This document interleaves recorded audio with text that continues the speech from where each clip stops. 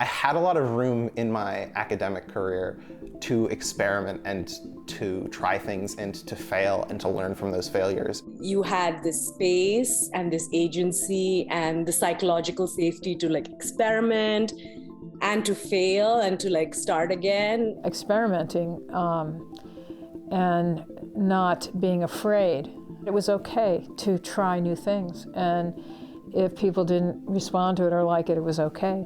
Failure is definitely part of the pedagogy of Hampshire, as opposed to just kind of trying to skim perfectly along the top to like that subjective, 100-point standard or whatever in a graded academic environment. It sometimes leads you to recognize that, oh, I had this blind spot, and now I'm aware of this blind spot because I was kind of doing something, or how I was doing it was not the right approach.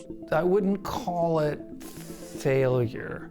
I would call it the freedom to experiment. Like having just the time, like the space and time to be able to do that helped me focus more on just the creativity, like just enjoying the work, trusting the process. It's very entrepreneurial because you are the one taking the risks, and in a sense, you're also living with the consequences of those risks, and that's not really common in education.